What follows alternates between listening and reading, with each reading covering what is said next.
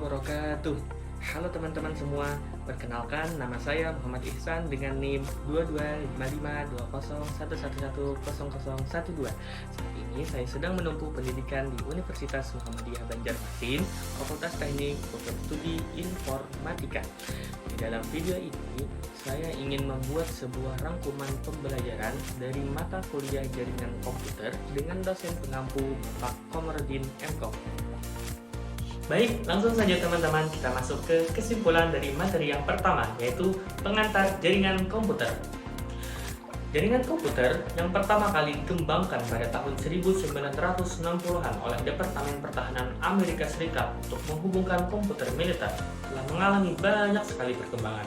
Awalnya digunakan untuk keperluan penelitian militer saja, jaringan komputer kemudian meluas ke perguruan tinggi, perusahaan, dan akhirnya mencapai masyarakat umum pada tahun 1990-an. Dengan semakin berkembangnya internet, manfaatnya termasuk berbagi sumber daya, komunikasi, dan akses ke internet. Jenis-jenis jaringan seperti Local Area Network atau LAN, Wide Area Network, WAN, Metropolitan Area Network atau MAN, dan internet memberikan cakupan yang berbeda. Komponennya melibatkan perangkat keras seperti komputer, kartu jaringan, dan kabel, serta perangkat lunak seperti sistem operasi dan protokol jaringan lainnya. Protokol jaringan seperti TCP, UDP, dan IP membantu memastikan komunikasi yang handal. Keuntungan dari jaringan LAN yaitu termasuk kecepatan tinggi, kemudian jangkauan yang luas, biaya yang terjangkau, dan tingkat keamanan yang tinggi. Lanjut ke kesimpulan materi yang kedua, yaitu referensi model OSI. Model OSI dikembangkan oleh ISO pada tahun 1984 menjadi standar untuk komunikasi sistem komputer, terdiri dari 7 lapisan seperti lapisan yang memiliki fungsi unik, mulai dari application layer yang menangani pemilihan protokol, kemudian presentation layer yang mengubah format data, hingga physical layer yang mentransfer data dalam bentuk bit melalui media seperti kabel. Kemudian ada tujuan utama model OSI ini adalah memungkinkan dua sistem operasi yang berbeda itu berkomunikasi dengan aman. Meskipun model ini telah memberikan dasar yang penting untuk pemahaman jaringan komputer, penggunaannya sekarang cenderung digantikan oleh TCP atau TCP/IP. Meskipun demikian, model OSI tetap relevan karena memberikan kerangka kerja universal untuk komunikasi yang efisien dan aman di dunia jaringan. Lanjut ke kesimpulan materi yang ketiga, yaitu referensi model TCP/IP. TCP/IP merupakan kumpulan protokol jaringan. TCP atau Transmission Control Protocol adalah untuk pengiriman data Anda, sedangkan IP atau Internet Protocol adalah untuk mengelola penyelamatan dan routing.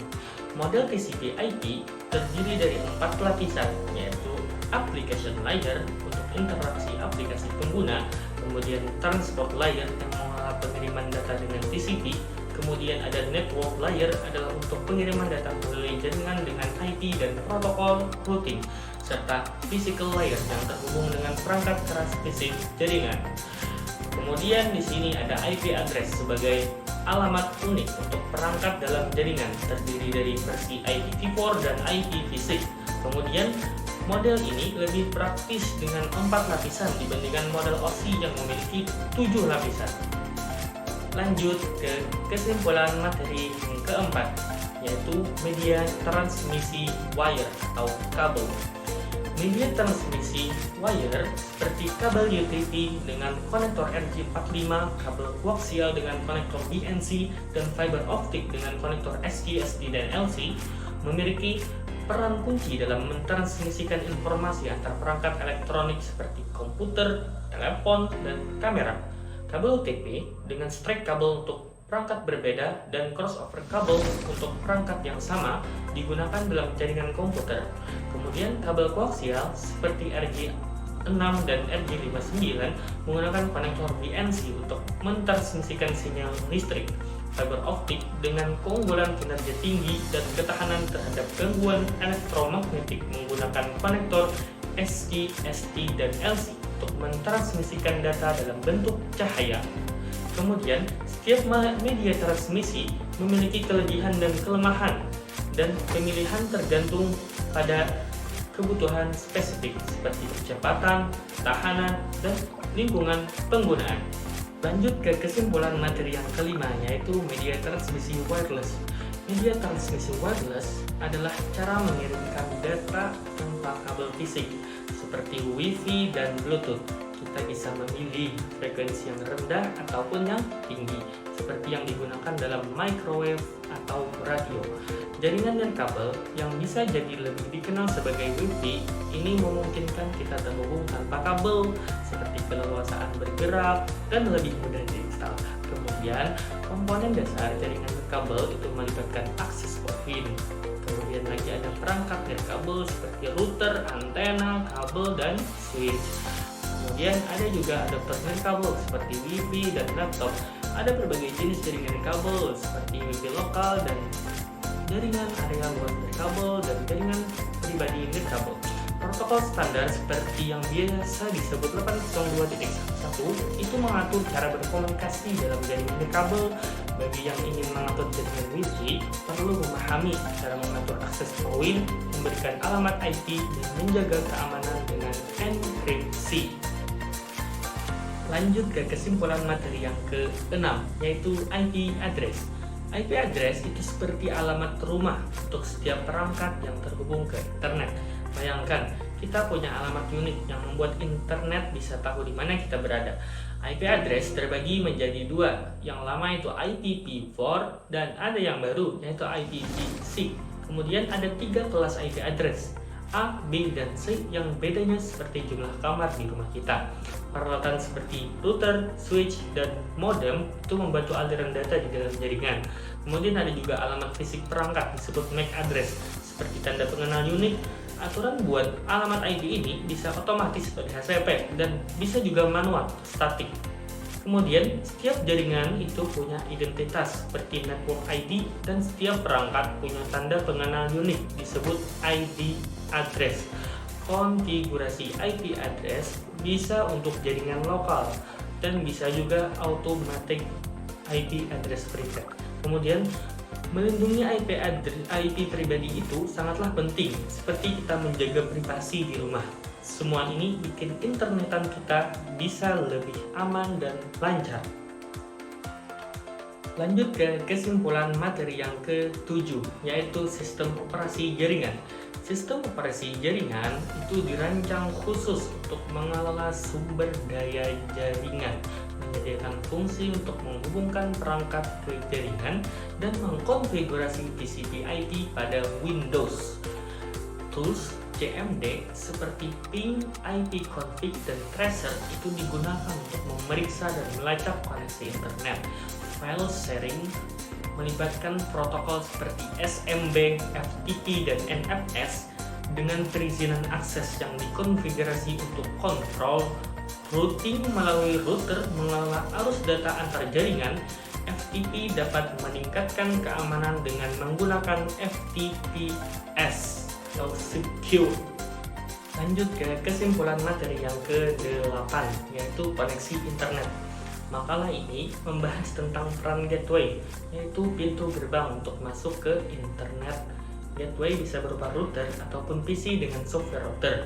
Fokusnya adalah pada konsep Network Address Translation atau NAT yang berfungsi menggunakan IP address agar perangkat di jaringan lokal bisa terhubung ke internet dengan satu IP publik.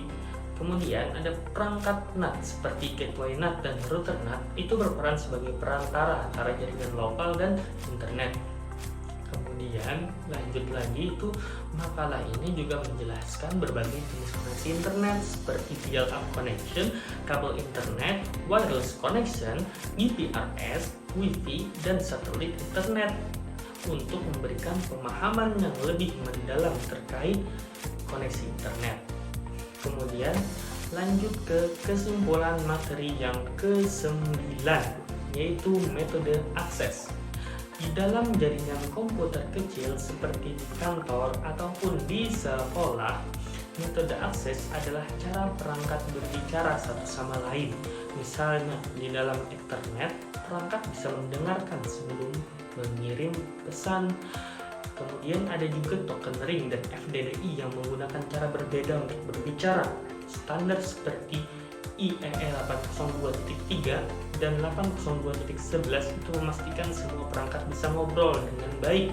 Ada 3 jenis jaringan yang umum seperti Ethernet yang pakai kabel biasa, kemudian token ring yang seperti aliran pesan di antara perangkat, dan FDDI yang pakai kabel serat optik. Lanjut, ketika internet di kantor lemot, cobalah periksa kabel dan aturannya dan pastikan semua perangkat berfungsi dengan baik. Oh ya, interoperabilitas itu artinya sistem bisa bekerja sama dengan berbagi informasi dengan baik. Kemudian lanjut lagi ke kesimpulan materi yang ke-10, yaitu implementasi jaringan.